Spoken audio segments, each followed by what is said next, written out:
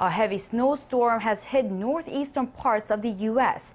Emergency warnings have been issued across the region as the National Weather Service forecasts widespread snow of 30 to 60 centimeters in Pennsylvania and across New England.